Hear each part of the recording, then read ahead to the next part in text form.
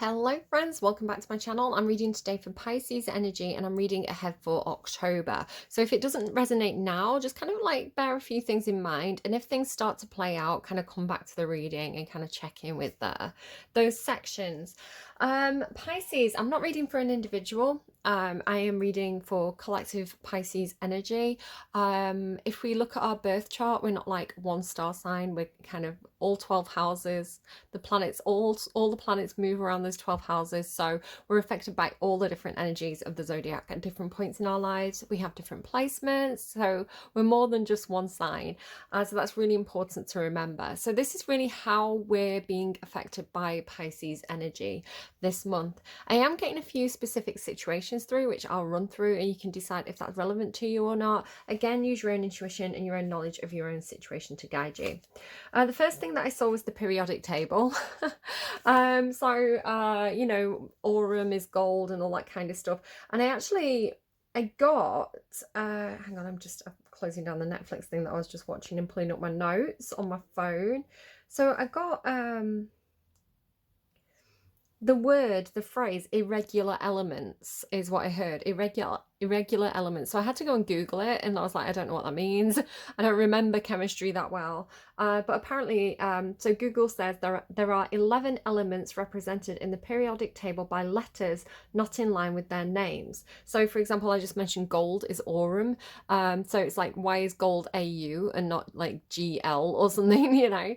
And it's because aurum's like the old Latin name for gold. So there's a number of them: sodium, potassium, iron, copper, silver, tin, antimony, tungsten, yeah, I don't know, maybe that's something to do with someone, maybe somebody's studying that or something, I don't know. What else? But that's what I was kind of seeing when I was seeing the periodic table. It was like, that's what I was seeing. I was seeing like the individual, like AU, you know, like the individual little like colored squares. Right, the next thing I got, this kind of came through in kind of like dreams and things like this. So I was shown this situation where it was a professional relationship. So it's like a man and a woman, and they were going to some sort of conference, or, you know, like a big meeting. It was like a work event. So it was a very professional relationship, but I got the feeling like these two had worked together for a very, very long time. And there was like real kind of like deep appreciation and affection for each other, like kind of like King of Cups, Queen of Cups, like the emotions ran deep with them.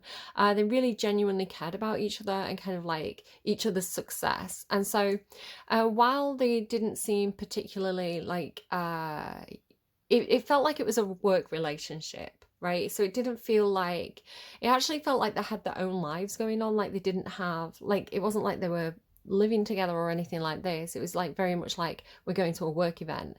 And the guy had kind of like he in some sort of way, he was responsible for kind of like setting things up. So it's like he was the one kind of like seeing, I don't know, planning the event, or you know, organizing something. So he was quite kind of stressed about it. He was kind of really wanting it to go well. And the woman was supposed to be getting some sort of award there. You know, it's like she was going to get some like reward and recognition.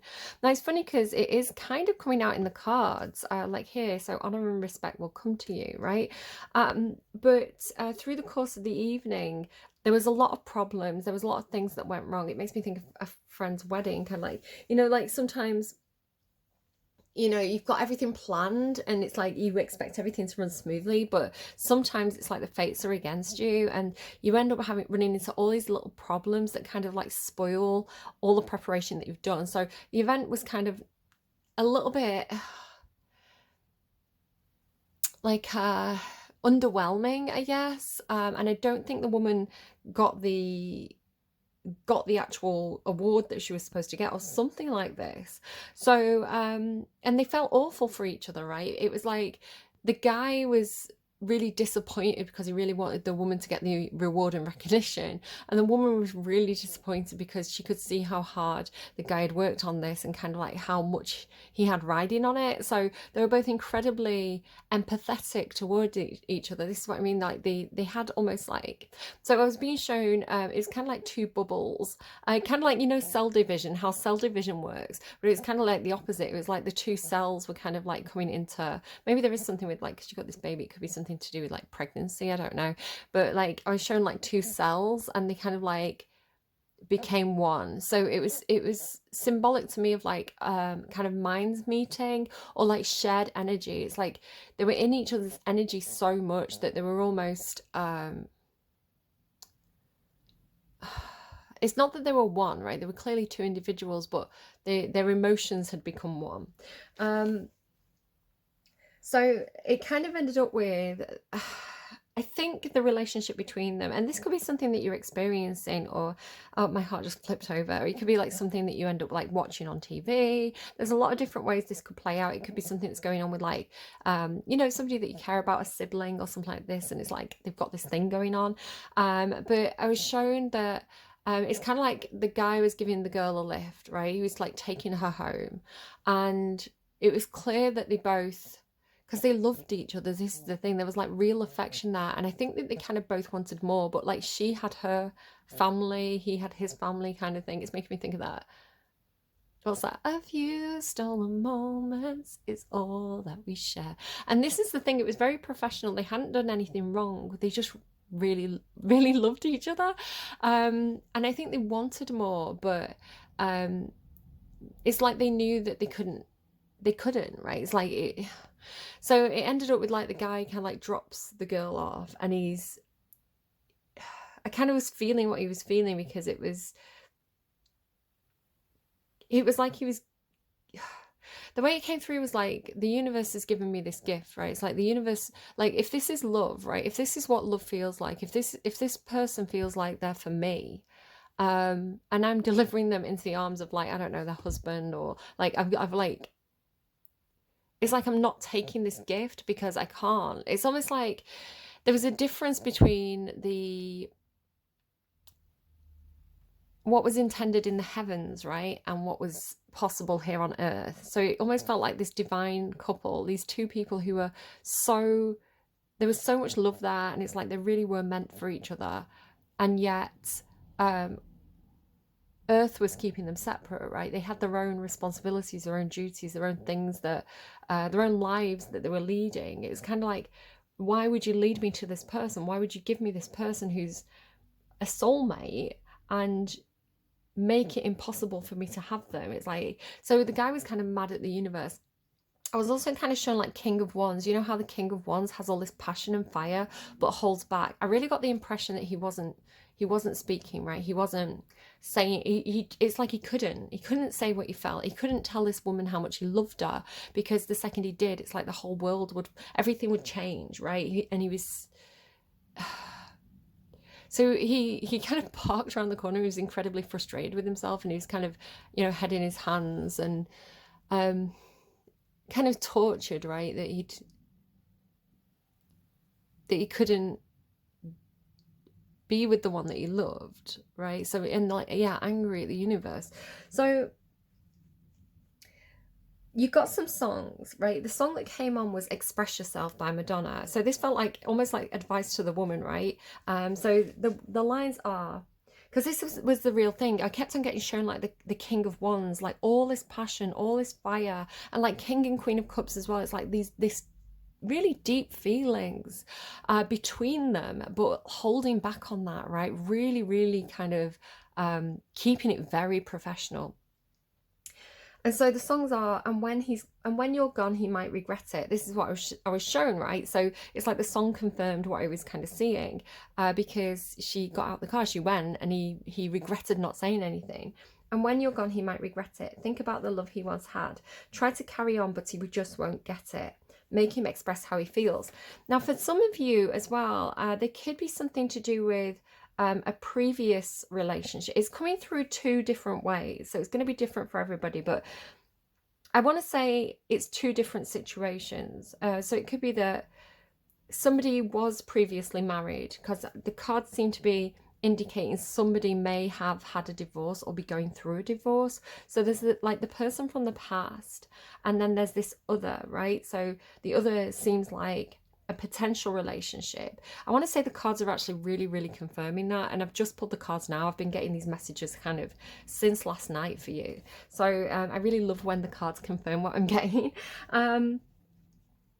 Yeah, make him express how he feels. So I've got Pisces sun, and it, Pisces is an energy that, sorry, my phone's going. Pisces is an energy that feels very, very deeply. It's a very, very spiritual sign. And again, I'm not talking about individuals, because we're more than just our star sign, our sun sign. We've got like a moon sign, a Venus sign, a Capricorn sign. Maybe somebody's got Capricorn Venus, a Mars sign, a Mercury sign, right? So we have these really, this is why we have complex personalities. This is why we're not a stereotype kind of archetype.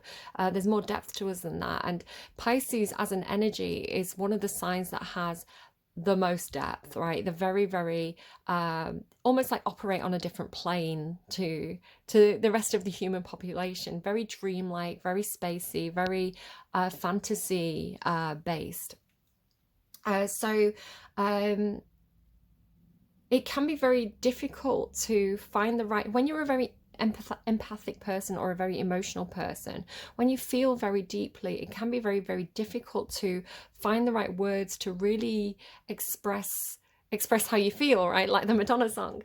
So a lot of the time with my son, I can pick up, I can sense that something's bothering him. And sometimes he can just say, you know, if he doesn't want to go to school, he'll go, I feel sick, I feel sick. But that is just really the symptom of the underlying problem. So it takes him a while, you know, it can take him a few hours to really kind of open up and kind of, you know, understand himself what's going on and why he doesn't want to go to school, or like why he's, you know, what's making him feel sick and anxious. And then finally he'll kind of find the right words to kind of like explain to me what's going on. So I do think particularly Pisces men can sometimes find it very difficult to convey those complex feelings to other people, because it's like words aren't enough. So again, it's like this guy just couldn't, he just couldn't spit it out, right? He just couldn't say how, it's like I love you isn't enough, right? To say kind of the depths or the complexity of those three simple words. So you also got Be the One by Dua Lipa, which says, I see the moon when you're looking at the sun, which made me think of Aquarius's reading. It's kind of popped up into your reading as well. So if you're kind of like Aquarius Pisces cusp, or you're interested in Aquarius energy, maybe you've got it in your chart, maybe look at their reading, this sun and moon energy. The moon symbolizes femininity, and the sun represents masculinity, so there could be something with that. I see the moon when you're looking at the sun. It could also be that you're in different sides of the world, right? Different sides of the planet. You do have the world. This came out to clarify your energy. So I'll talk about that further, like later on in the reading. You've got the world here as well. So yeah, like I see the moon when you see the sun. It could be, you know, on opposite sides of the planet. I see in blue when you see everything in red. I did mention someone could have color blindness at some point. I don't know exactly how the colors translate with that, but again, it's kind of those two lines. I see the moon when you're looking at the sun, and I see blue when you see everything in red. It's almost like oh, they were trying to give me something then, I didn't quite catch it, sorry. Like Jack Sprat, right? Jack Sprat could eat no fat, his wife could eat no lean, so together they licked the platter clean. My heart's flipping again. So it's kind of like opposites attract, or it's okay if you're very, very different from each other. They're showing me Paula Abdul and the cat, you know, 2 steps forward, I see 2 steps back, but I wasn't hearing the song, I was just seeing them, you know, like how they're dancing up and down the stairs, because opposites attract. There we go, that makes sense now. Sometimes it takes me a minute to get it. So yeah, opposites attract. I'm going to make that a note of that song for you. I really like that song. I don't know if I've got it on my Spotify, but I'm going to add it. Opposites attract. It ain't friction, it's a natural fact. We come together 'cause opposites attract. Who'd have thought we could be lovers? What is it? She makes the bed and he steals the covers. So yeah, it could be a situation where it's almost like, I think I was talking about it at the end of one of the readings this week. It might have been Cappy's reading, or yeah, I think it was Cappy's reading. And I was talking about the situation sometimes where you really, really love someone, right? You know that you've got each other's back, you really, really care about them, but it's like they're speaking a different language. You know, it's kind of like, I don't understand you, and yet I understand you. I don't know if that makes any sense, or if you've had relationships like that, where it's kind of like you've got very different opinions, or you've got very different perspectives on the world, or maybe literally, especially if you are from different sides of the world, you could literally speak a different language. Like the even you know, colloquialisms, that's a hard word to say. Colloquialisms. You know, a word can mean, like, I live in England, where, you know, you could go and order a chip sandwich, you know, 10 miles down the road, and they will call it a different thing. You know, is it a chip balm? Is it a chip bap? You know, is it a chip roll? You know, we've got these regional differences, and sometimes you could be literally speaking the same language, right? You're both speaking English, both speaking Spanish, whatever it is, but the actual meaning of the word could have some nuances and some differences. So, you know, it could be that's the kind of situation where, you know, you're saying the same thing, but it means something completely different because of you know, upbringing and tradition and culture and these kinds of things. And then it says, there's nothing that I wouldn't do for you. Come on, baby, let me get to know you. I won't let you down and run. So this is what I was thinking. Again, it feels like, for some of you, it feels like somebody from an old relationship that's broke down, that's interested in coming back. But for most of you, I want to say that you're not interested in trying that again, because it's almost like, well, it didn't work, right? It didn't work, so why would it work if we try it again? Something like that. I think for those of you where this is an old relationship, especially if it's like a marriage that broke down, it's kind of like, well, I've kind of drawn a line under that, right? I've learned everything that I can from that, because you've got the world twice, and this is representing your energy. So the world really is about closing something off, finishing something, wrapping up loose ends. It's like, I've learned everything I can learn in this situation. And you've even got to, like, because I asked about you and I asked about them. You've got the world, right? I'm ready for a new start. I'm ready for a new world, right? I'm ready for a new adventure. It's Sagittarian energy to me. I'm ready for a new kind of Sagittarius and Capricorn. I'm ready for a new cycle in my life, a new phase in my life, right? That phase is done. And then it can also talk about, again, if this is like a long distance relationship, like internet connections and things like this. But you seem to be coming to the reading with some knowledge, right? Some maturity in some kind of situation. And then the Ten of Fire and the Chariot, this is looking to me like, well, the Ten of Fire, very similar to the World, they both talk about endings. They both talk about, I'm hearing the finishing line, and you've even got the Death card as well. So there is definitely a situation for you where that's done, right? It's like those old contracts are being burnt up now. That phase is definitely over on both sides. And then the Chariot here as well. Again, I'm kind of seeing two people. So you could be dealing with another water sign, so Cancer or Scorpio. This is looking like High Priestess to me. You've got the Priestess card as well, which I wasn't intending on using this deck, but as I was getting this deck out, this kind of like fell out. I just had the deck kind of stacked and off to one side, and I caught it, and this card came out, so I've got it for you.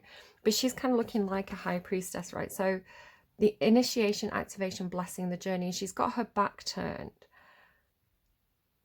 So I was just caught by the skull and the little kind of flying saucer. I've just, while I was eating my lunch, I just put something on Netflix. I was like, I just want to watch something. It was like one of the first things that came up, and it was something called Encounters. I don't know if it's new or not, but it was, like I say, it was one of the first suggestions.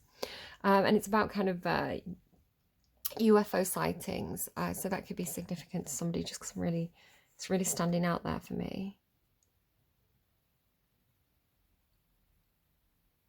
also noticing like the eye, the lotus flower, this unicorn, there's a crow, a snake. Yeah, okay.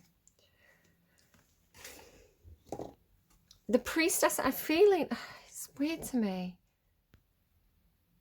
I don't know if you've had an element of religion or ritual or something like this in past relationships. Like maybe somebody's partner did work in the clergy, you know, maybe somebody's partner was connected to a church in some sort of way. Just because of what's in your reading here, I'm going to come back to that. There's more to this as well, which I'm going to kind of come back to. I just want to stick on my notes for the time being. So yeah, but I feel like if the old person from the old relationship kind of like let you down and ran, sorry, so Cancer, Scorpio, sorry, sometimes things kind of come back around and it's like, no, you've missed something. I've also got Leo, so Dua Lipa's a Leo, Madonna's a Leo, and Lana Del Rey, because you've got Wildflower, Wildfire. She's Cancer, Leo, cusp. So you had kind of like 3 Leos. So Cancer, it could be that somebody is Cancer, Leo, cusp, and somebody else is Scorpio, perhaps. It feels like 2 people. It doesn't have to be those signs, but it could be that they have that energy about them. Yeah, she says, in Be the One, she says, come on, baby, let me get to know you. I won't let you down and run. So that to me implies a new relationship, right? Let me get to know you. I won't let you down and run. And then Wildflower, she kind of says, I promise not to burn like the others, baby, burn, burn, burn. So I want to say somebody could have had a past, maybe one significant past relationship that broke down, or bad experiences with relationships in general. And then this new person seems to be saying, I won't let you down like the others, right? I'm here for the long run, like, but let me in. Like, I need you to open up and speak to me. I need you to express how you feel. And maybe this person's scared of doing that because the last relationships didn't work out. Okay, let me just go to my notes because I've been screenshotting stuff all day for you. So Be the One by Dua Lipa. You also got Candlelight by Jack Savoretti, and this felt like the guy. Again, I don't know if there's kind of like a bit of an element of a hidden relationship or hidden feelings, because he says, and this is kind of like almost like the opening up. That's how it felt when I listened to it. It says, look what you've done to me. My tummy's rumbling, sorry guys, I did eat a massive salad. Look what you've done to me. Never let me go after tonight. This feeling that I feel I don't want to hide. Candlelight is how I like to see you say my name. In the darkness, it's not the same. So come and kiss me before the sun goes down, because in darkness, it's not the same. So it's talking about a relationship that's hidden, right, in the darkness. And he wants to bring this into the light. So again, it's either hidden feelings and this person does want to reveal them, but again, it feels like this, I don't know, there does feel like there's a desire, right, to do this. He says, promise me you'll wake up next to me, a lifetime, forever and a day. Stay with me, don't let our memories take from us the love we have today. So again, don't let our memories take from us the love we have today. Be with me forever. It does have the feeling of somebody who's had the heart broken in the past, and you know, they don't want the bad memories of previous relationships or their fear of that happening again to ruin something good. But then the song that followed this was It's Amazing by Danny Minogue. So it's almost like these 2 people do end up kind of, if they do go for it, it feels like it's going to be almost like tantric, again, with like the 2 energies combined, which It's Amazing by Danny Minogue. It's a beautiful song where you can hear her breathing and it feels very, very intimate, right? It's kind of like when you're very close to someone, you can hear the breathing in the darkness. It says, inside I may be falling down, but outside I'm as tall as trees. But it's only when the quiet of the night falls that you find me. Again, only when the quiet of the night falls that you'll find me, wishing that you were wishing for me. Because in every smile, on every face, in every crowd, I see you. Yeah, but it's only when the night descends upon me that I realize that nobody can take your place. And Robbie Williams' Angels, wherever it may take me, I know that life won't break me. When I come to call, she won't forsake me. And through it all, she offers me love and protection, a lot of love and affection, whether I'm right or wrong. So it's got this feeling of like, and if there's any justice in the world by Lamar, if I'd met you first, I would be your man, right? Like, you would be my girl. So it feels like, it does feel like a hidden.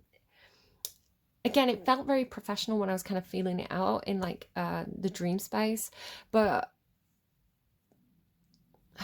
it just has the feeling of like right person, wrong time, right? Or right person, but we both have situations. It has that kind of feeling to it where it's kind of like very much hidden feelings. So, okay, I'm just going to pause and have a drink of water and then we'll get into the cards. Okay, so from my own deck, the underline is banquet. Now, the funny thing is, these two people were attending this big event. So banquet kind of made me think of that, like a party, an event, a gathering of some sort, food, like food on the table. I don't know, like a buffet. So maybe it is like I mentioned a wedding. Maybe you're going to like a wedding, like a co-worker's wedding or something. You have the soil and the library. Now, this talks to me, the soil talks to me about nurturing and the past. So the symbology of the tree for me talks about how we draw nutrients up from the soil, right, from our roots, and our roots talks about the past. So the soil does talk about, I actually saw as well, like when I was in meditation for you, one of the first things I saw was somebody with the hands in the, like, it looked like very, very nutritious soil, like very you know, just the right amount of like wetness, like nutrient rich soil, right? It felt like good quality fertilizer or something like that. Like, and they had their hands in it. So it's funny to me that idea of like, and like sifting, there's something sifting about it as well. I'm connecting it with this card here.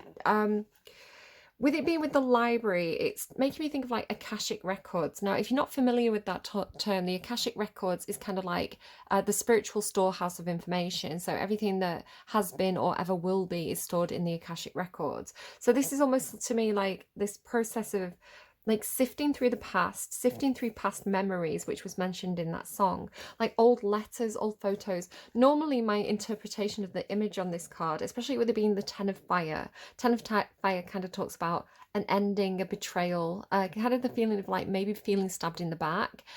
So it's kind of like you know, memories of relationships where we felt betrayed, and do we want to hold on to those memories? Is it doing us good to hold on to those old photos, those old letters? And so this looks to me like sometimes people will do a ritual where they'll kind of like burn the old letters and photos of old relationships in a symbolic way. Now, whether you want to do that or not, it's up to you. I'm not a big fan of that idea because I think my personal feeling is that the relationships we have are part of our story. They turn us into the person that we are today, right? And so to pretend that old relationships never happened is almost like denying a part of ourselves, right? A part of our own lessons. So there's this song by, oh, what's her name now? I might have to Google it. Hold on, guys. Yeah, it's a song by Julia Michaels. I think I've mentioned this to one of my Pisces friends as well, and she was like, yeah, no, I don't want I don't want my partner to have memories of their ex. All your exes. I know where you've been, I know what you've done. I know where you've been and what you've done is and who you loved is a part of who you are. But that maturity ship sets sail when I hold you in my arms. There's a spot on your chest just for me. It's personally addressed, and anyone who's been there before me should be a criminal offense. And so she says, I want to live in a world where all your exes are dead. I want to kill all the memories that you save in your head and be the only girl that's ever been in your bed. I want to live in a world where your exes are dead. So it's kind of like, I wish that you'd never had a relationship before me. I want to be the only girl in your head kind of thing, the only memory in your head. But again, it's not realistic because if you think about that, you'd be basically in a relationship with like a teenager, like, and think of all the mistakes that teenagers make when they start dating. Like, they don't know how to be in a mature relate. Well, some do. There are some very mature relationships these days, very mature teenagers, but a lot of the time, like, they're still figuring things out, right? They make mistakes, like, and they get the hearts broken, and this is how they learn to be in the mature adult relationships. So it's kind of like, well, again, the idea of like loving for someone for who they are, and for me that's memories included. And I think it's beautiful if someone loved an ex and has good memories of them, and I think it's normal and natural for somebody to miss somebody that they've been in a relationship with. It doesn't mean that I want them, I wouldn't want to be with somebody who's going, oh gosh, I wish I was with my ex right now, or comparing me to them, saying my ex would never have done that. I'm like, well, go back to her then. Fuck you. Like, I would be like, yeah, well, that worked out great for you, didn't it? So maybe the way that I do it is actually better. I'm very kind of, I don't know. I don't know. But yeah, I get it. I do understand why someone would feel that way, but I don't know. I don't know. I think there's something beautiful about memories and nostalgia and history and past, even the heartbreak. Again, I think it does create character. So I don't know, the soil in the library and this sifting through the old memories, old photos. It's funny because I found myself doing this today. I was kind of tidying up and I found some old photos of, it was my dad's photo album. And so there was pictures in there that I'm not as familiar. I have seen them, but I'm not as familiar with them as my own photo album. So it's kind of nice, But yeah, kind of letting go. I want to say it's this feeling of what do I want to take with me emotionally. So when I look at past relationships, and it doesn't have to be romantic either, but it's this thing of like, when I look at past relationships and I look at where I felt happy and where it worked, what elements of that made it something that I wanted to cling on to, right? What do I want to take forward with me? Not in terms of a person, but in terms of an energy that I want to take into future relationships. So it might be, I really love going on days out and exploring new places. I really love, being doing things in the spur of the moment and having fun and exploring, and kind of like, it's kind of like you can take the elements and apply that to new situations, even if it's a work thing for you. It's kind of like, what did I love about my old job? I loved the camaraderie, right? I loved that every Thursday we'd all go to the pub and have a few drinks and kind of like, have a big laugh, and we'd all come into the office hungover on Friday, but because it was all of us, it's like we were all in the same boat, and we had this like, let's get through the day, so it's kind of like, you can create those relationships and those bonds with new people in a new job. So that kind of thing, but also kind of like, what do I want to let go of? Like, where did my relationship break down? Where did I not make the right choices? Whether it's a case of I let somebody walk all over me, or, I wish I'd stood up for myself in that moment, or, I should have controlled my temper better in that moment, or I shouldn't have been so suspicious of my partners and gone through the phones. It's like, where could I have made a difference? And of course, you might have had a brilliant partner and you wish you could have them back, or you might have had a horrible partner and you're like, good fucking riddance.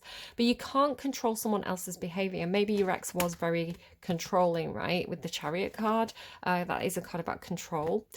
So it could be a case of, what patterns do I not want to repeat in relationships? So if I go into a new relationship with somebody that I really deeply care about and I'm excited to be with them, what did I do wrong in that past relationship, right? Whether it is just I should have stood up for myself more, I needed to find my voice, or maybe I shouldn't have thrown that plate. Maybe that's a lesson that I need to learn. I don't know what you've done. I'm not blaming you for anything. I'm just giving examples. But yeah, it's that kind of thing. What do I take forward, and what do I leave behind? And it's that, I don't know if you've seen, like, there's a red flags filter going around on TikTok. What are your red flags? It's that kind of thing of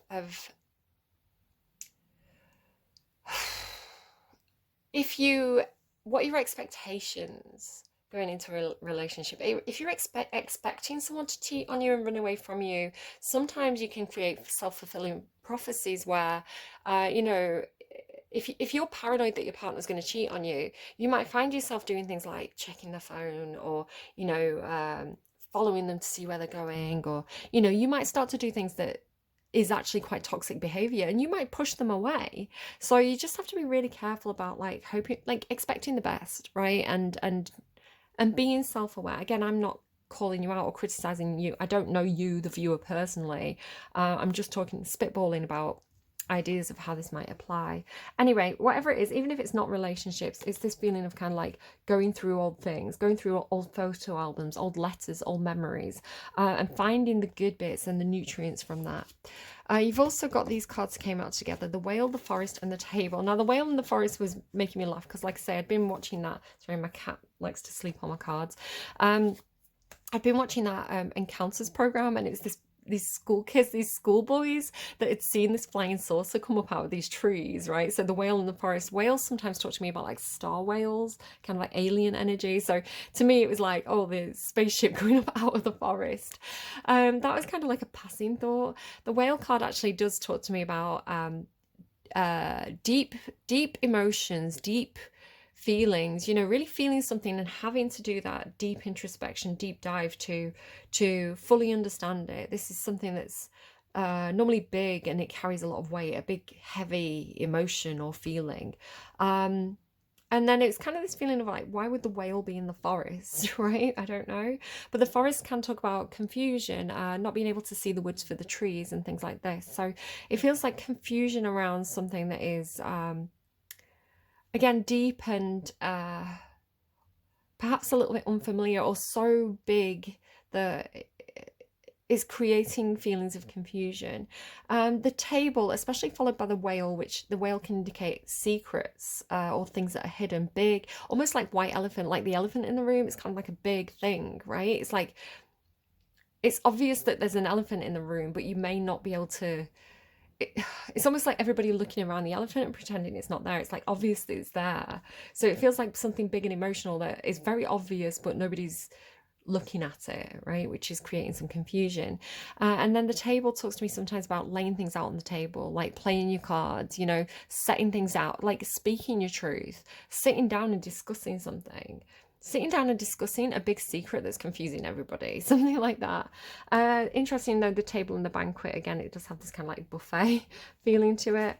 Now you've got a lot of cards. Okay, so bear with me for a second.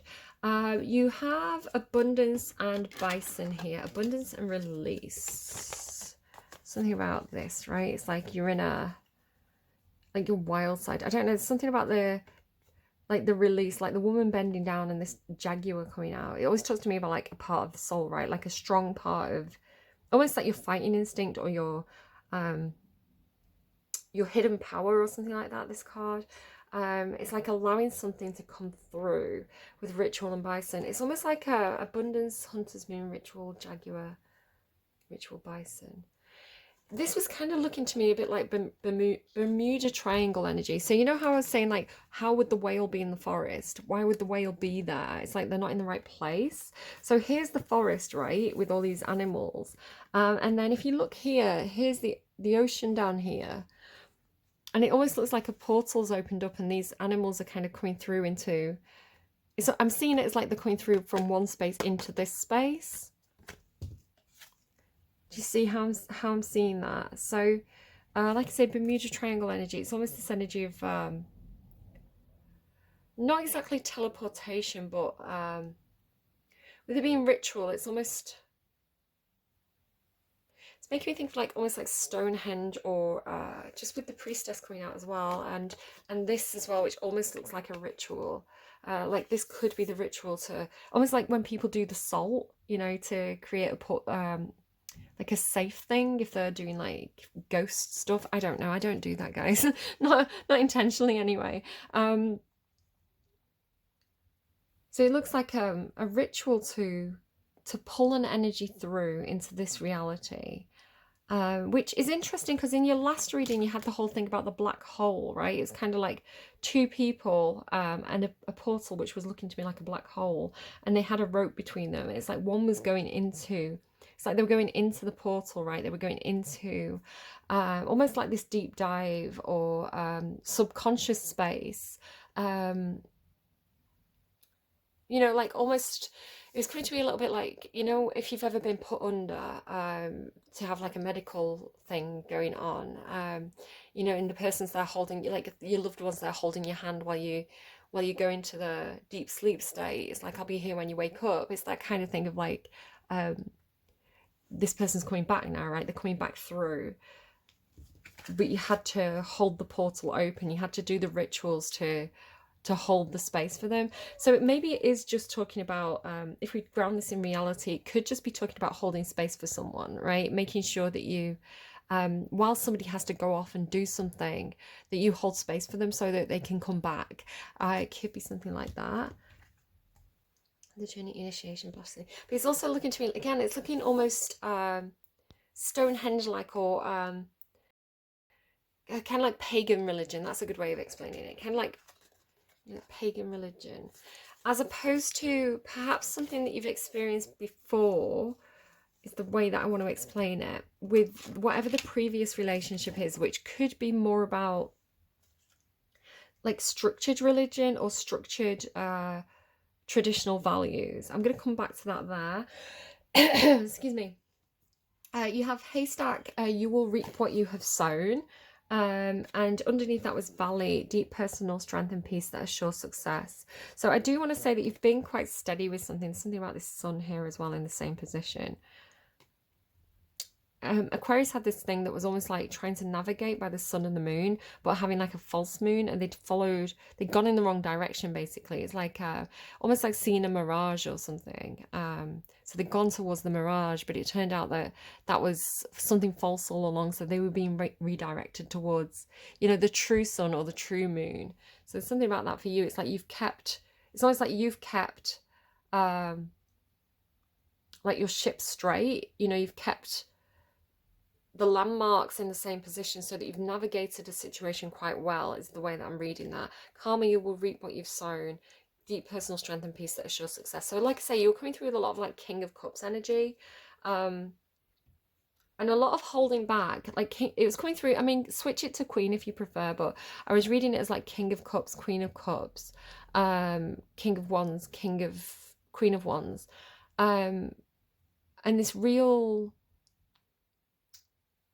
it just really felt like holding back, right? Something really big, something very powerful, something very deep, the whale energy. But being very patient with it, having control over it.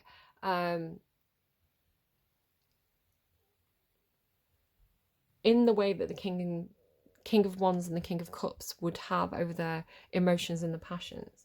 But then you do have excitement. So you'll reap what you've sown. If you've been making other people excited, if you've been sowing the seeds of excitement, it's like that's going to come back to you. You're going to have fun. You're going to have a good time.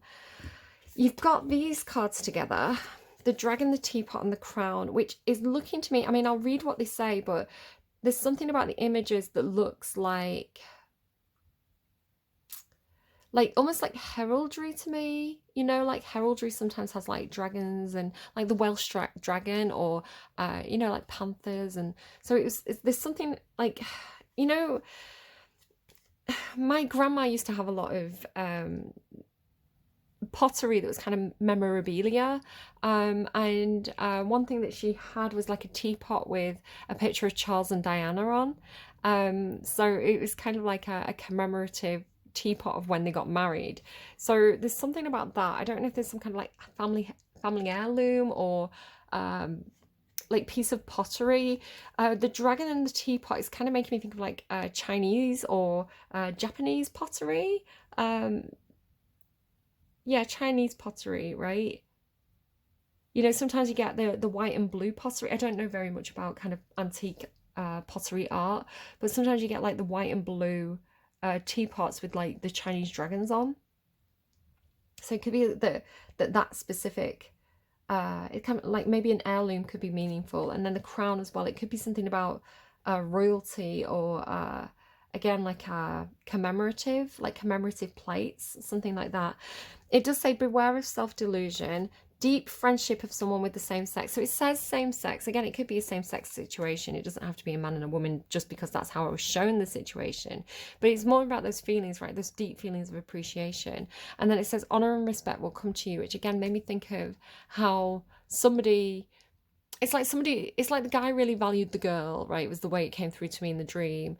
And this is why he wanted to show her, right? He wanted to praise her and give her this like award, because he wanted other people to see, was the way it came through. He wanted other people to see what he saw in her, right? The things that he wanted to celebrate in her. He wanted other people to see that. But it didn't work out in the dream, which is interesting because the following set of cards is, and again, I'm sorry if you do see I've got a scratch on my arm. It's not anything serious. It was just that somebody threw my cat at me, like, you know, hug the cat, and the cat wasn't ready and I wasn't ready, so the cat went to grab the duvet, but my arm was there and the cat grabbed my arm. So it's just a scratch from the cat. Don't get too worried if you do see that. Sorry, I should have explained that at the beginning of the reading. Cracked cup, dissatisfaction with life, unsuccessful plans, and then successfully overcoming a problem. So I do feel like in the dream where it's kind of like someone wanted to honor someone and do this big successful event, and it didn't work out because there were all these, it was like snags, right? There were all these snags in the plans. Things kept on going wrong, you know. So it could be that you run into a situation like that in October. Dissatisfaction with life, unsuccessful plans, but then successfully overcoming a problem. So like I say, there was this, sorry, the dog's barking. That may be relevant to somebody. Take it if it's resonates, leave it if it doesn't. So it could be a situation where, like I say, it was almost like things were going wrong, which was disappointing, and the two people had a lot of empathy for each other in this. But it's almost like, as long as we're together, it's okay, right? It doesn't matter if things go wrong, because I know I've got your back and you've got my back, right? And we're together in this, and we're going to get through this together. Okay, it didn't work out, but we'll make it through together. So it felt like almost like the bond that was made was more important than the failure of the event, something like that. Now you've got a whole set down here. You've got carriage, journey, either physical or mental, dealings with a relationship with a younger man, psychic ability, trust your intuition. So if there is something going on with a younger man, trust your intuition. Great good fortune. So if you trust your intuition, you're going towards good fortune. Ear, good news. You're going to be hearing good news. And then you have the dark man, dealings or relationship with a man with dark complexion or hair. So the good news and good fortune could be connected to this dark man. The younger man and the dark man may be the same man, not necessarily. Maybe somebody's going on a journey with a younger man. I don't know. Right, now 2 cards, which are telling me quite a specific story. It's not going to be for everybody, so I'm going to try and do variants. The strongest message that's coming through is that somebody is perhaps going through a divorce, because you have the Hierophant, the Death card, you've got the King and Queen of Swords, you've got the, look at that, the Hierophant with his back turned as well. The Justice card with the Hierophant with his back turned, right? There's something about that where it's kind of like, court systems, legal institutions, right? The law, right? Politics, kind of like that side. And then this is kind of like state. So like, oh no, this is state and this is like church, right? Church and state. But it's kind of like the church has turned its back. The church has turned its back. So it could be a situation where you get like excommunicated, you know, sort of like if you're in a particularly, if you're in a culture that is particularly deeply traditional and religious, and you get divorced, you know, it can be seen as something that is kind of like a cultural taboo. So it could be that almost like if you leave this relationship, you are kicked out of the church, right? You don't have access to the resources that come with being part of that community anymore. You know, the family are turning their back on you, something like that, where the legal system kind of has your back. The legal system believes in human rights, of personal liberty, and whatever it is. So legally, it seems like you're good. I feel like you need to make something up with God is the way it's coming through, and I'll explain that further. Again, I don't know your personal feelings on that. I'm just reading the cards, so don't get mad at me if this doesn't resonate. Again, it could be something that comes up in a strange way. A lot of the time, the messages for me, I'm like, what is this talking about? And then it'll make perfect sense. But in a really unexpected way, I'm like, oh, so let me give you an example. Libra's reading, very, very strongly, I kept on getting a specific line from a Lana Del Rey song. And it was, cherry blossom on your sycamore tree. What you don't tell no one, you can tell me, right? So those two lines from the Lana Del Rey song. And sycamore tree was the real emphasis. It was like cherry blossom on your sycamore tree. And so I ended up, from my own personal deck, the laurel tree came out. I don't have a sycamore tree card. So the laurel tree was almost saying to me, there's something about the sycamore tree, right? Sycamore tree, laurel tree, sycamore tree. And it just kept on going over, cherry blossom on your sycamore tree. And then in the news this week, like yesterday, I think it was, I'm laughing. I'm laughing just because sometimes things play out in unusual ways, but it's always something. If my mind gets stuck on something, right? If a message keeps on coming through, it always shows up, normally in the news, right? It's not that I'm personally affected by this. In the news in the UK, like, everybody's suddenly really angry because a sycamore tree has been chopped down.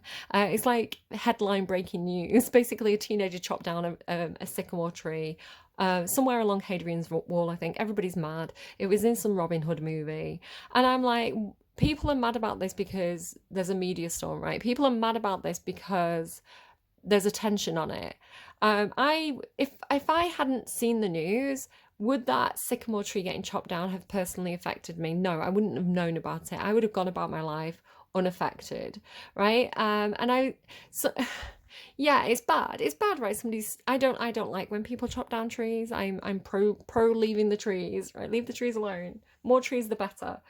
So we understand the sentiment around this. Like, people are like, oh my God, this person's chopped down this important tree that's like a historic landmark. You know, everybody knew, like, it's kind of making me think of, like, when the Twin Towers went down and it's like the skyline changed. It's that kind of situation of, like, the skyline's changed, right? That big important tree that was in that Robin Hood movie has been chopped down. So it's like an iconic landmark, I guess. So obviously people are, like, baying for blood with this random teenager that did this stupid thing. And I'm like, why is this the news, though? Why is it the news when there's really important things going on in the world that are genuinely important? Like, changes to tax credits that's going to affect hundreds of thousands of hardworking families. Nobody's talking about that, right? Or, I mean, people are, but that's not what everybody's whipped up about. Like, everybody's whipped up about some dumb tree.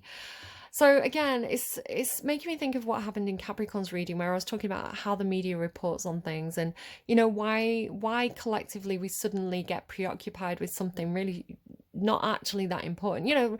Like, there's countries out there that are bombing each other, right? There's countries out there that are having wars. There's refugees, there's children who don't have a home, and we're worried about a tree. And I said to someone, I was like, how many times in the past 10 years have you thought about that specific sycamore tree? It's kind of like I don't know if you've seen the Roman Empire meme. And they were like, oh, I don't know. I've watched Robin Hood about 3 times in those 10 years. So every time I watch the Robin Hood movie, I think about the sycamore tree. And I was like, you think specifically about that tree when you're watching the Robin Hood? I was like, nobody would care if it wasn't breaking you. If the media wasn't whipping up a fuss about it, nobody'd even know, right? Maybe a small group of people who live in the area, right? Maybe a couple of conservation groups. I'm not saying it's a good thing. I'm just saying, why is it front page news? Why is it such a big deal? Because the media is making it a big deal. And there's something about that. If you've got Capricorn placements, go and watch Cappy's reading. I have a rant. This is something that I think people are saying. Something that's going on social media at the moment is this thing about, sorry if I segue, it is part of the reading. Anything that comes up in the reading is part of the reading, so just bear with me. I will get back to the cards in a sec. Something that's people are really upset about on my Twitter timeline, which is a legitimate thing I think people should be upset about, is that the gaming industry, right, computer games, is the industry itself is having like a bumper crop. It's making a lot of money, like, you know, billions and billions of dollars in this industry, and the CEOs are getting like $20 million bonuses and things like this. They're getting a lot of money. These are big paychecks that these big CEOs of game companies are making, and they keep shutting studios. They keep laying off like you know, experienced, loyal, hardworking people who are making the games. And yes, they might be on a decent wedge of money, being somebody who's probably quite experienced in what they do, you know, but they get paid to do a job, you know, and these people have the families, they have the children, they've got bills to pay, they've got mortgages. They're not earning, the people who make the games, the people who work in these studios aren't making billions of dollars. And so people have been doing the math, and saying, well, do you know what? If that CEO didn't take that, not just the CEO's salary, right? If the CEO didn't take that, what, $20 million bonus, they would have been able to pay for that studio to keep running. You know, they would have paid all the salaries of those workers several times over. And so if the studio has shut because that company's failing or not doing very well, which is not the case because the games have been selling, right? They've been making the money, but they're shutting the studio and letting go of the staff who've worked on the game that's making all the money. And what's the CEO done? So if it's the case of, well, you know, the company was failing, you know, the company didn't make enough money, you know, the business wasn't running accurately, who's to blame for that but the person running it? The CEO, right? The CEO is the person, you know, who should be at the front of the firing line, especially considering they're taking the most out of the pot and probably not doing the most amount of work. So people are doing the math, and people are starting to question, you know, big companies, not just the gaming industry, right, but you know, the billionaires at the top. There's the people making ridiculous amounts of money off the backs of hardworking people, and you know, not treating workers fairly, or not being, uh, you know, seeing people as disposable assets, which is ruffling quite a lot of people up the wrong way. I do think we're going to see a big political shift, a big shift in what we find acceptable and not acceptable as a collective. And like I say, that is just one. You know, we're seeing the tip of the iceberg now. I think with the recent scrutinization of the press and the way the press handles certain issues, and with a lot of stuff going on in politics, and with a lot of stuff going on with the state of world finances, and you know, people are working harder than ever. They're putting in those long hours. They're making more money than they previously were several years ago, and yet they have less disposable income. And who's to blame for that? So I was having a conversation with someone today about the duty of care. In old old Europe, there was this theory around kings, especially if you look at early modern history, early modern literature. This concept of the king has a duty of care to his people, to his or her people, right? To their country, to their people, right? They are put in that position of power, of privilege, because they have an expectation ordained by God, because these were very religious communities. God put that person on that throne in order to look after their people, right? In order to look after the welfare of the country, not to rake it in and do, you know, live a comfortable life while the country suffers. And so we have plays like Richard II that act as a warning to people like this, or even like King Lear, right? Of these kings who, especially Richard II, these kings who neglect their duty of care, right? And then they fall from power because, you know, the little man, the popular guy, the Mark Antonys, the Bolingbrookes, they gain popularity basically because they speak to the people, they speak to the soldiers on the ground, and then you have like the coup. So yeah, the idea of, you know, the people who abuse positions of power and neglect their duty of care to the people who are under them, whether this is a CEO of a company or a king of a country, you know, they it's an untenable position to be in if they don't look after their people properly. In Capricorn's reading, I was talking recently about Augustus Caesar and how he got, and Julius Caesar, right, who got popularity because they made sure that their soldiers got paid, right? They looked after their own. And so when you look after your own, you gain loyalty. People will back you because they know that they're going to be looked after. But if you abuse your position of power and you take from people, nobody's going to be there for you when you fall. So I do think we're seeing this shift collectively.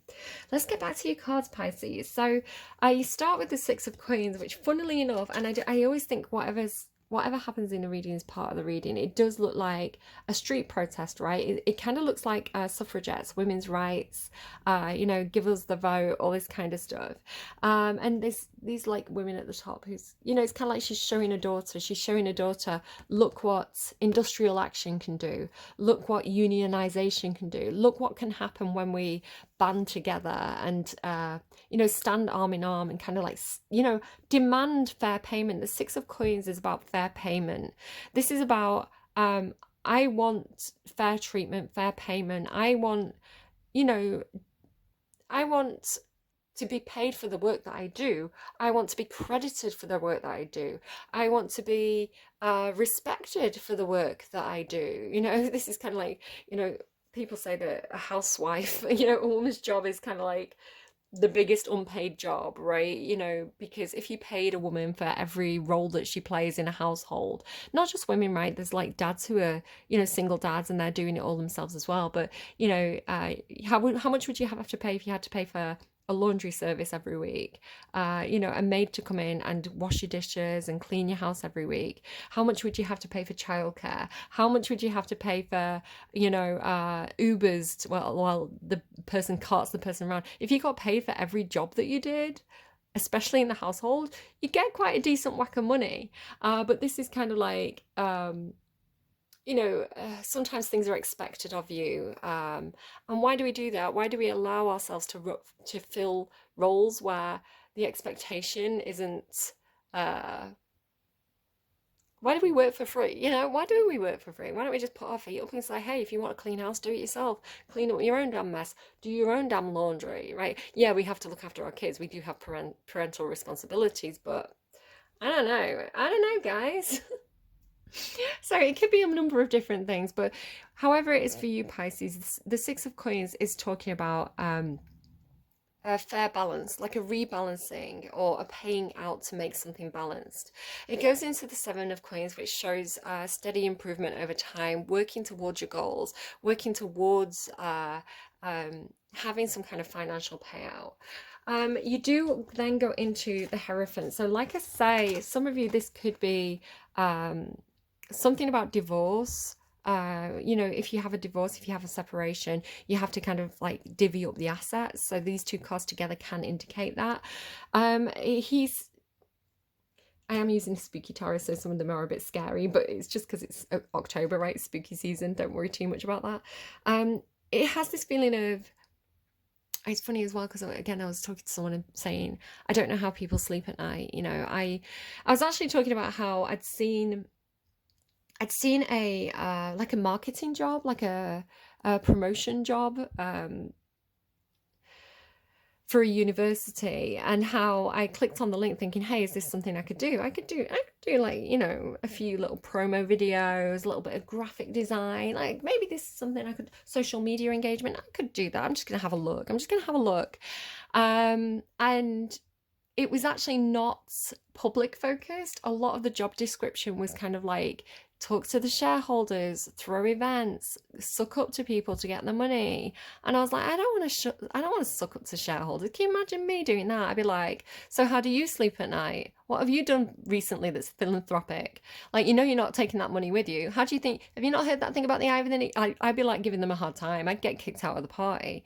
So it does have a look of like, the fear of God into someone, right? The idea of like, oh, are you paying, almost like Ebenezer Scrooge, right? The ghost of Christmas past. Like, are you treating your employees fairly? Are you, I'm not saying that's happening to you, but it does have something about, I think there is something in this card about, you need to make it right with God. There's something that you maybe feel a sense of guilt over. And again, I don't know how you believe, like, in terms of God and religion, but has this feeling of like your own conscious talking to you, waking up at night and thinking, I need to make this right. And it could be that if somebody's passed over, because you have this candle and death. When I saw these two cards, they didn't actually, they're out of the same deck, but they landed separately. And so when I actually saw them, I knew they were going to come out together in your reading, because it looked to me like a devotional candle. You know, like when you go to church, you light the devotional candles to remember the people who've passed over. And then the fact that this was also followed by the death card really is saying that to me. It's kind of like, don't forget to thank God, or don't forget to do, because you've got ritual as well with bison. It's like, don't forget to do the rituals to honor the dead, whatever that means to you, the rituals to honor the dead. Don't forget to do that. So again, it could be that it could be that you're moving away from something that is quite traditional, right, into something that is perhaps a little bit more, with that priestess card, wherever it's gone, something that is a little bit more, or you're turning your back on, or like I say, or you've turned your back on some kind of church, culture, tradition, family, workplace, even institution, or they've turned their back on you. It's kind of almost like an excommunication type energy. But it's like you can still take elements of that faith with you going forward, right? So maybe the church didn't work for you, right? Maybe you were going to a certain church and, it turned a bit sour. You didn't, maybe you did get divorced and you felt like you weren't welcome there any longer. Something like that, like something didn't work for you in that particular building or institutional place or thing. So it kind of says, but take the good stuff with you. This, like I say, this kind of like filtering through the memories. It's kind of like, take the stuff that does work forward. So perhaps for you, lighting the devotional candles was a very important aspect of going to church. So it says there's no reason why you can't do that at home, right? There's no reason why you can't make yourself a little altar, a little table, or just have a nice candle and sit there with a picture of this person who perhaps has passed on, and light the candle and sit there for 5 minutes thinking of them, right? Show them devotion and respect in the same way you would have done in that building. It doesn't have to be done in the building. I do think we have a personal connection with the divine. I do think whether you call it God, the universe, the watcher, whatever you call it, I do think we have a one-on-one relationship with them, right? I do think we are a part of them and they are a part of us. They're giving me all things bright and beautiful. All things bright and beautiful, all creatures great and small. I always want to sing it like that because it's something that I used to sing back in the day when I was a kid.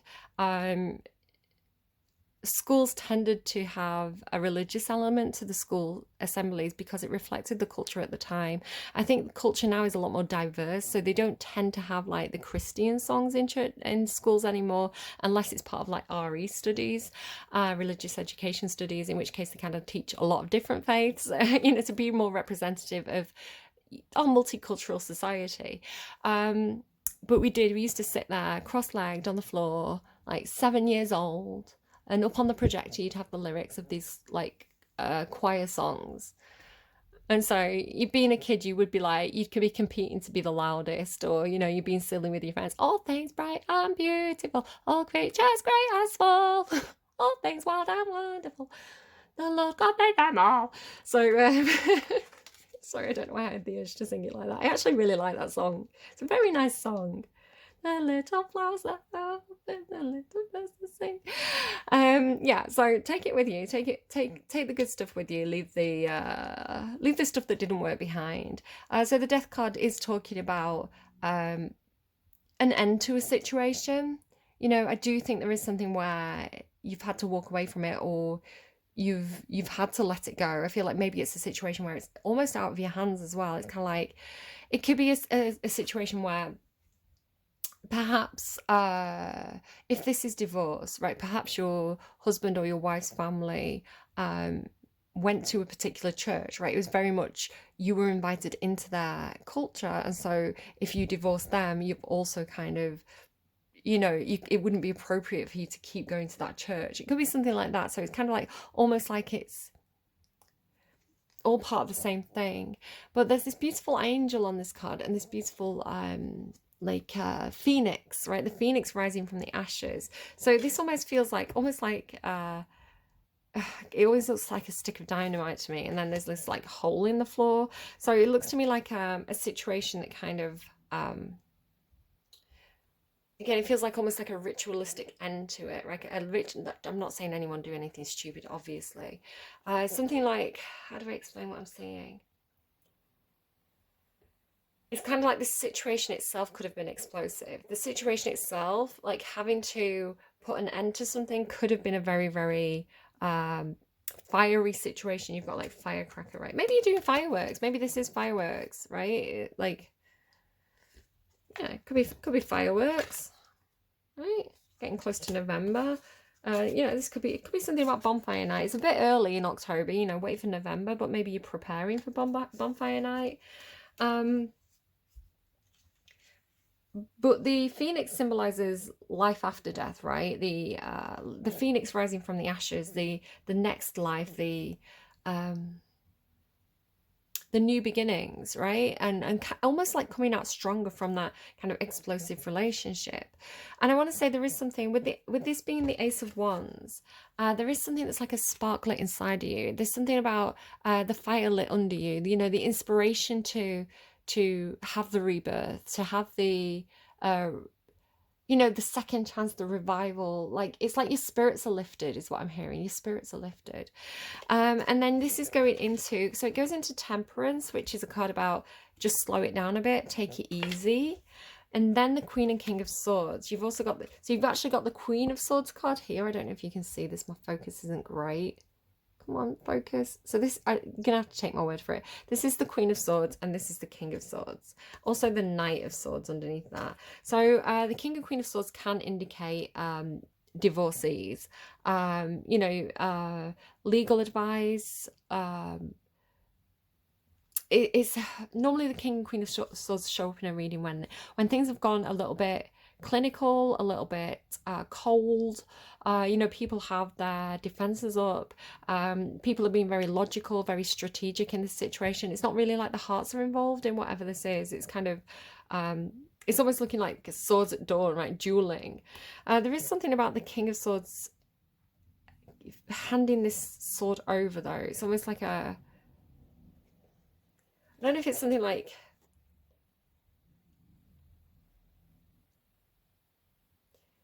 go and tell people what I've said, right? Go and tell the people what I've said. My edict is this. Go and deliver the news. It could be something like that. Like, so it's kind of like maybe somebody attached to the courts, just because if the sword is raised, there's communication happening. This is the decision. Go and communicate the decision. So the court says to the solicitor or the lawyer, this is the legal decision, go and let it be known. If this is some kind of legal department at work, it could be, this is the decision. It's probably a fair decision, especially if it's about kind of payouts. Go and communicate it to the rest of the team. Go, like the writings on the wall, something like that. Look at that as well, underneath that, the writings on the wall, the Bill of Human Rights. So it's kind of like it's making me think as well of like sometimes if it's like, if you're watching one of those high school movies and it's like, who got on the cheerleading team, or who's up for prom queen, and they put the notice up on the notice board and everybody crowds around, like Legally Blonde as well, in Legally Blonde, where it's like she walks up and she goes, me. Like her name's on the list. So it's something about like names on the list, or I'm not sure. Just excuse me for a second. I'm going to drink a bit more water. Hold on. Okay, back. So whatever this is, though, it's almost like dueling, like swords at dawn as well. I want to say there's this walking away from it. So if this is something where you're walking into some kind of like long drawn out legal battle, there is this urge to, the Five of Swords talks about winning at all costs. Like, even if it can be that sort of thing where it's like a situation where it's so bitter and it's kind of like, I don't care if I drag this out through the courts and we have nothing left to fight over at the end of it, as long as you don't get the fecking house, right? I would rather have to pay to make you have to pay massive legal bills rather than let you have what you want. It could be that kind of situation. Like Five of Swords, really, really kind of like bitter fighting until the end. Like there's nothing worth fighting over anymore. But this goes into the Six of Swords. This kind of like walking away from that. So whether this is a situation where somebody's not prepared to enter a legal battle where, you know, it's going to be something that's kind of like win at all costs. It's kind of like I'm walking away from that. I don't want to be in that situation. Or this is like after the battle, the person finally walks away. I don't know what that is for you, but it does end with closure because you have the World card again here. And like I say, this, when I asked about your energy, you got the World card. This final piece of the puzzle, right? This final, like this is finally done. This is finally over. I'm finally moving on from that situation. And do you know what? Lessons learned, right? I am a different person today walking through that door than I was when I walked into it. This goes into the High Priestess and the Empress. So this could be you really stepping into, excuse me, very, very high vibrational energy. The Empress is the best you can get as a woman on earth, right? In your physical form, in your physical incarnation, the Empress is you on your best day. This is you kind of on those days when you absolutely rock it. You know, like kids' uniforms sorted, you know, you're on schedule, lunch bags are packed, you know, everybody's in a good mood and hugging and kissing, you're really excited and inspired to get on with your work. It's kind of like you on the best day is the Empress. Nobody's an Empress 100% of the time. The High Priestess is beyond that. The High Priestess is, because she's starting to step into the esoteric, right? She's starting to connect with the heavens. She's starting to kind of like embody the angel energy, and kind of like be able to develop that spiritual aspect. So the High Priestess and the Empress together on one card is really very, very strong. And it does talk about, this was reminding me of like, I think like a mix of like Cinderella, Fantasia, and Hercules, like those kind of like Disney movies. It kind of looks like some of the imagery on those. But again, it's like day and night. I see the moon when you're looking at the sun. So it could be a case of, it could be for some of you, if some of you are at an age where, you know, you can, reproduction stuff is still going strong and you're interested in starting a new family, it could be a situation where you're feeling very, very fertile. You're feeling like that is something that you want to bring into your life. You know, you've closed out a bad situation and you're interested in starting a new family. If that's something you're interested in, that's what it could be. It doesn't have to be that. It's also got this feeling of, when you close out a cycle that, because there is definitely, with the Death card, the World card coming out twice, ten of Wands, was it? Yeah, Ten of Fire, Ten of Wands. It does have the feeling of what's done is done. That cycle's ended for me. That is not who I am anymore. And so as soon as you shut that door, it's like, as soon as you take a step forward, really stepping into your own, really stepping into, oh, this is who I am now. And I'm like I say, it's like lessons learned. This made me who I am today, and it's made me somebody very capable and very strong. Or this could be somebody that you're going towards. And again, it's very intuitive. The High Priestess has very, very strong, she trusts her feelings, right? So if her intuition's telling us something, she, he, they as well, they can be guy High Priestesses.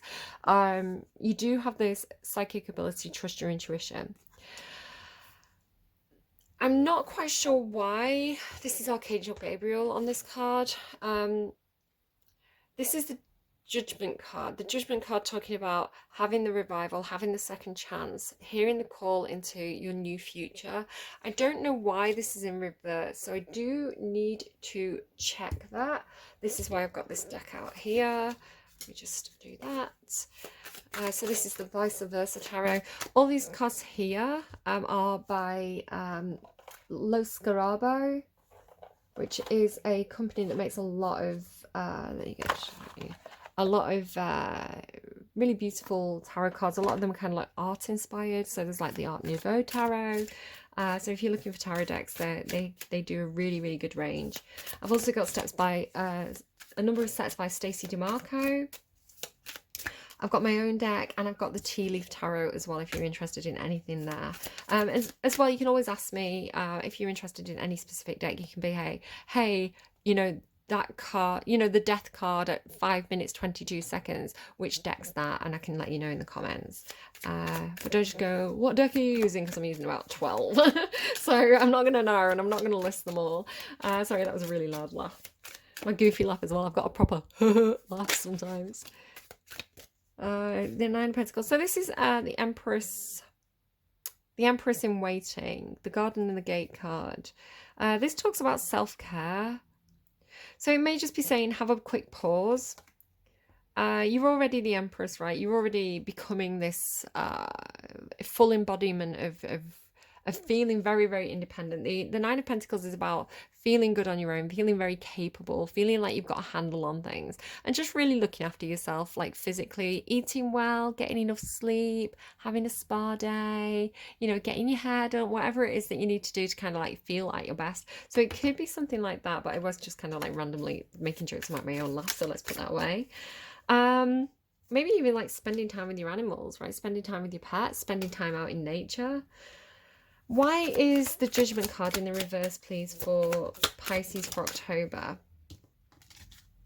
I really like this card. It looks like the guy and the girl at the event, doesn't it? The Four of Wands in the... So I read this as kind of like in the upright or in the reverse, but it's vice versa, right? So it's kind of like, you can look at it in two ways. So this is kind of like, this isn't like a... I mean, this could be like a skipping off into the sunset, but this is like skipping into your future, right? Like going out, having fun, enjoying yourself, going to some kind of party. And then the Nine of Cups, wish fulfilled. Like that's like wishes come true. Cornucopia energy, wish fulfilled. You've got what you wanted. Like seeing your dreams on the horizon, but it could be like a not just yet, like not quite yet. But then you do go into this energy of like, this is what I'm saying, it just feels like getting out of one situation, being free of a situation in order to go towards the person that you care about and knock on the door and tell them how much you care about them. Because this is the, I want to say it's the, is this the Page of Cups? The Page of Cups can feel like, it is Pisces energy to me. It does talk about, you know, the fantasies becoming real. Like if you can dream it, you can have it, right?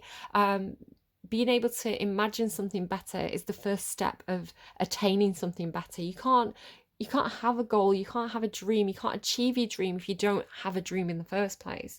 So it's the importance of that beginning stage of kind of like the what if stage. It is quite naive, but it does look to me like going towards the person that you want to be with after you've closed out something else. And then you have a truth. So it's like you get the answer. So if this is you and you're going towards someone and you're telling someone how you feel about them or something like this, it's like you are going to get a truth. You are going to know after this.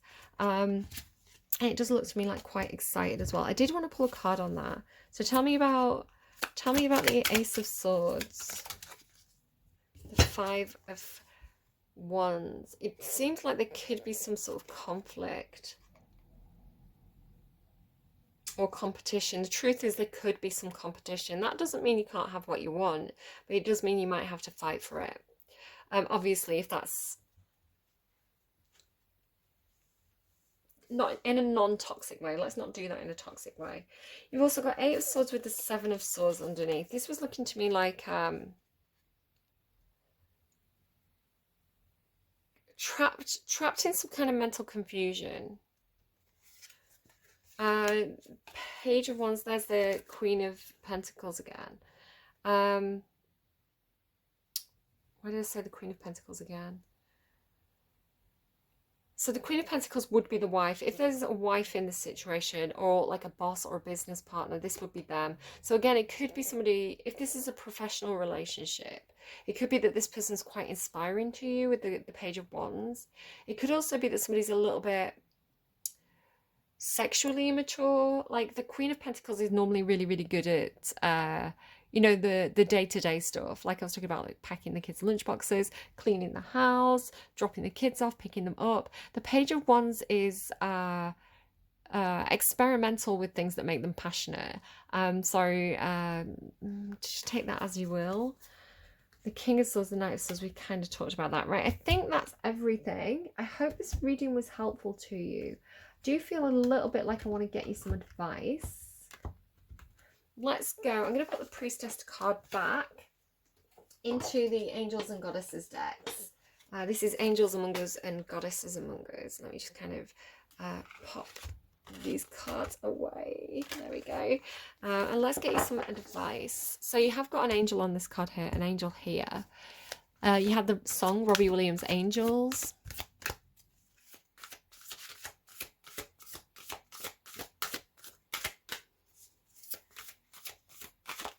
Oh, hello.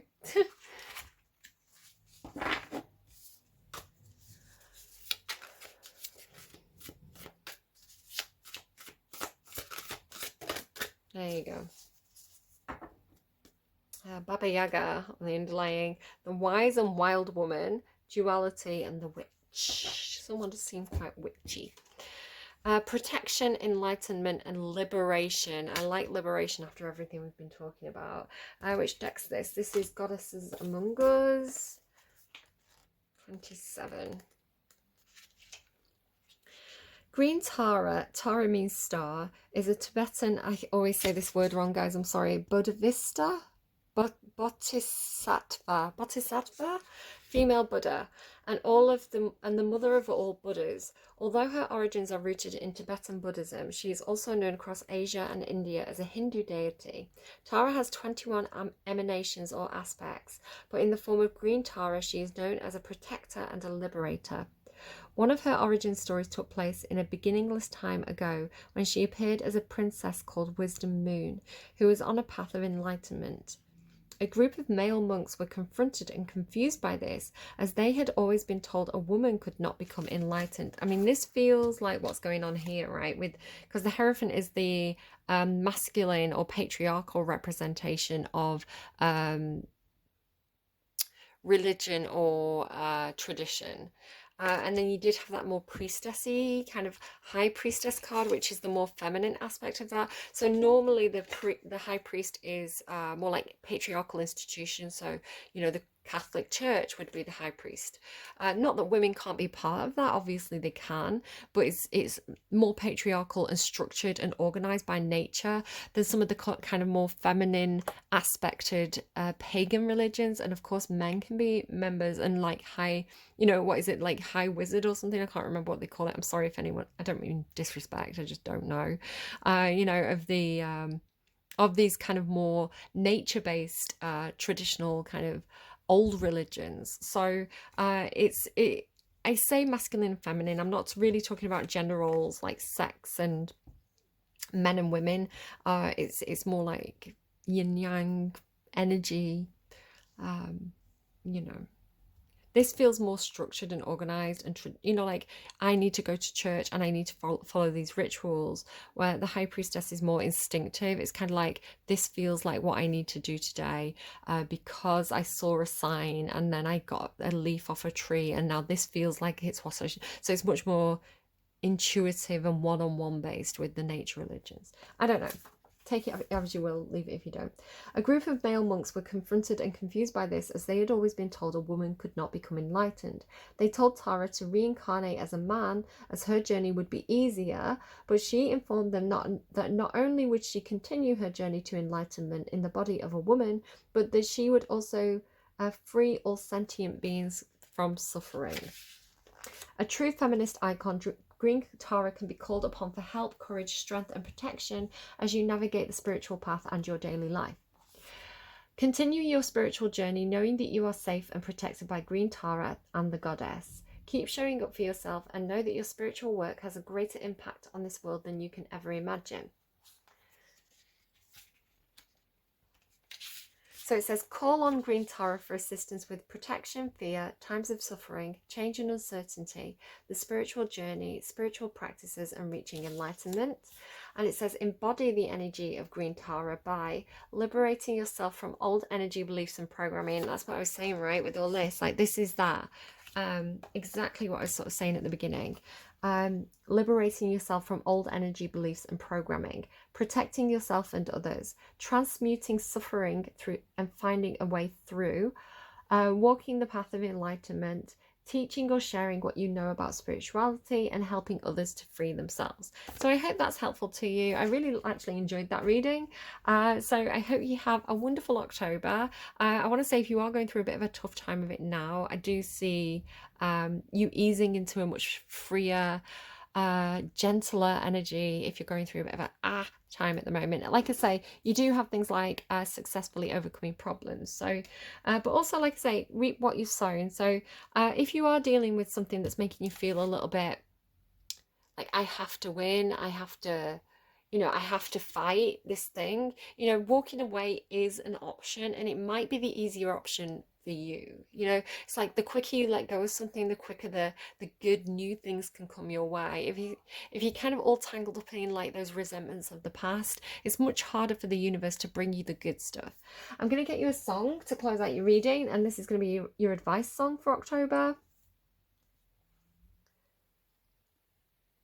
Just loading up my Spotify. I'm actually listening to a podcast right now, Louis Theroux podcast, if anyone's interested. I was cleaning today. I was like, I need to listen to something. Not that there's anything bad about Louis Theroux, it's just not something I normally listen to. Unless it's, my money don't wiggle wiggle, it falls. I like it when you jiggle jiggle. For sure, I got that the wrong way around.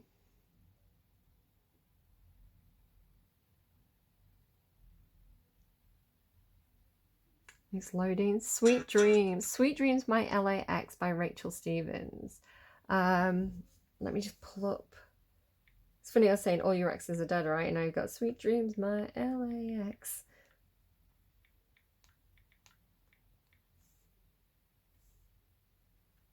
It says, hey, hang your red gloves up because there's nothing left to prove now. Interesting.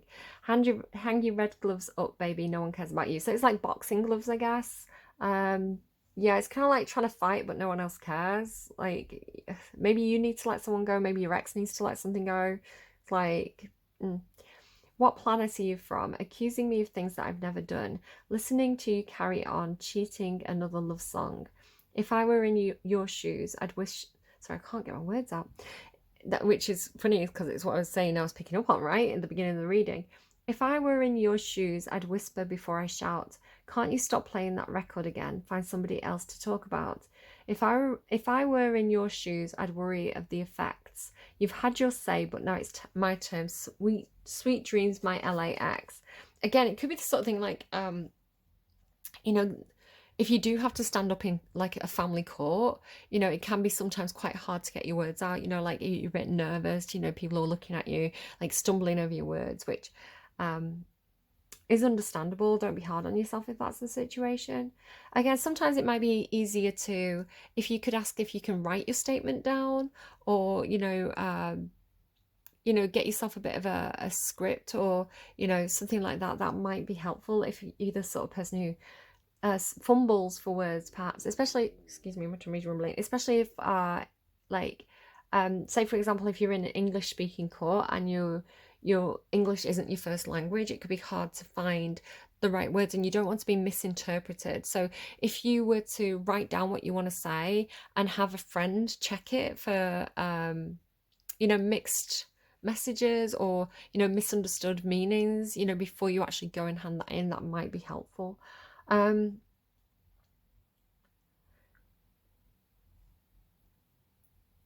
It says, does it make you feel like a man, pointing the finger because you can? I spell it loud and clear. Baby, that tongue's not welcome around here. You turn the city round. Do you think I give a damn? Do you think I'm the fairer sex? Sweet dreams, my LAX. So I don't know, take it or leave it. I hope this is helpful to you. That was your advice song. I asked for the song that's going to do the most good. And that's what you got. So I hope it helps. Take care of yourselves, and I will see you again soon. Bye, friends.